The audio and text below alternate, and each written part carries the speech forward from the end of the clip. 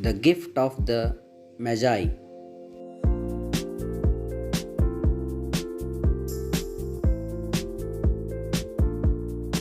Olive Henry was the pen name of William Sidney Porcher. He was born on September 11, 1862 in Greensboro, North Carolina, and he became famous for his short stories. He started the Rolling Stone, a humorous weekly, in 1887, and he was writing for Houston Post. He wrote a story each week for New York World. He has penned more than 600 stories. The first collection of his stories appeared in 1904 in Cabbages and Kings, which was immediately popular.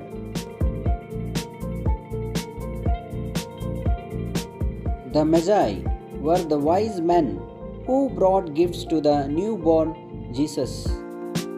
According to the Bible, the Magi were three kings, Caspar, Melchior, and Balthazar, who traveled to Bethlehem from somewhere in the east, probably Persia.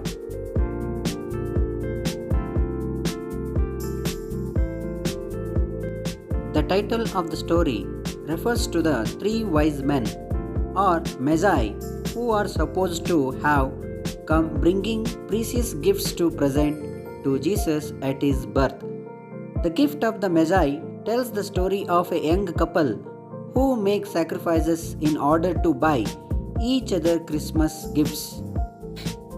The story begins on Christmas Eve with Della lamenting the fact that she is only saved $1.87 despite months of pinching pennies at the grocer, butcher, and vegetable man. She plops down on their shabby couch and cries while the narrator goes on to introduce the young couple, Della and Jim Dillingham Young. The narrator then describes their apartment, remarking upon its cheapness, $8 a week, and a lack of a working doorbell. Della stops crying but is still at a loss for how she might buy a Christmas present worthy of Jim. She suddenly remembers the bare glass, a sort of twin mirror between the windows of the apartment, and stands before the glass, realizing her hair falls to its full length.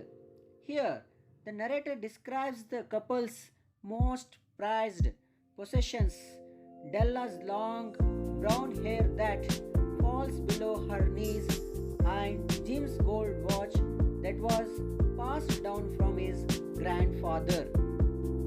He compares these items to King Solomon's treasures and the Queen of Sheba's jewels. Della runs downstairs onto the street where she finds a hair shop run by a Madame Safrani. After a brief exchange during which Madame Safrani evaluates Della's hair, Della sells her long locks of $20. Della spends the next 2 hours looking for a perfect present for Jim. She decides, finally, on a simple platinum chain for Jim's watch. Comparing the watch's lack of ornamentation and value to Jim's personality, which is equally quiet and valuable, Della returns home to fix her hair into curls and prepare dinner. Before waiting for Jim at the door, she says a little prayer, hoping that Jim will still find her pretty without her long hair. When Jim enters the door, he freezes, staring at Della's hair without expression. Della runs to Jim and tells him that she had her hair cut and sold in order to buy him a Christmas present. Jim continues to stare and Della repeats that her hair is gone, but that her love for him is immeasurable. Jim finally moves, giving Della a hug and throwing a package on the table. He reassures her that no haircut could make him like her any less, but that he was shocked because of the present he bought for her. Della opens the package to find the beautiful tortoise-shell combs that she had coveted for her hair. She shrieks in joy before crying, and Jim comforts her before she remembers her own present to Jim.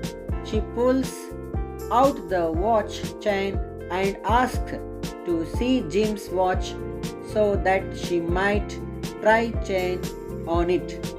Jim flops down on the couch and smiles, saying that they should put their presents away for now and that they were too nice to use just yet, before admitting that he sold the watch to buy the combs for Della.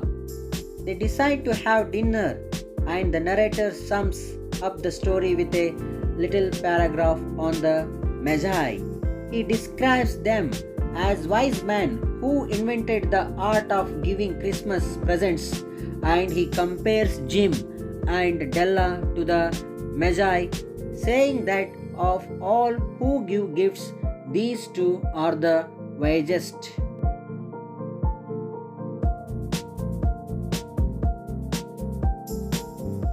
This first section of the story focuses on how little the Dillingham Yanks have of external or material value. Della has saved only $1.87 after months of effort, and the apartment they live in is shabby and broken. There is nothing beautiful in their life at first glance. The narrator shows that value is subjective when he compares Della's hair and Jim's watch to the treasures of King Solomon and the Queen of Sheba. These items are clearly not equally valuable, but to Della and Jim, their prized possessions mean just as much as the mythical jewels the narrator alludes to. Della also demonstrates that her main concern with their poverty revolves around how it limits her ability to show her love for Jim. Also note that Della's hair here represents her own external beauty and youth. Madame Safroni's cold evaluation of the dollar value of Della's hair directly contrasts with its value to Della and Jim. To Madame Safroni, it's worth no more than the money she can get for it. To them, it is worth so much more than that. Della demonstrates her love for Jim by sacrificing her own most prized possession and external beauty without a second thought. The watch's substance is more important to Della than its lack of ornamentation, just as Jim's inner worth means more than his salary or quiet manner. Everything Della does is out love for Jim. Here, she worries for a moment that her sacrifice of external beauty will affect how Jim feels towards her, or that Jim's won't have wanted her to make. Both Jim and Della express their love for each other. Jim says that Della's external changes wouldn't budge his love for her. Her sacrifice and generosity make him value her more. The combs are beautiful and expansive on the outside, but with Della's hair gone, their external value is diminished. However, they still have the same sentimental value coming from Jim. It's revealed that Jim made his own similar sacrifice in order to buy the combs for Della. The narrator's paragraph on the Magi suggests that The true spirit of giving involves sacrifice and generosity, and that the intent counts more than the external value of the gift. Which is why he says Della and Jim are the wisest gift givers.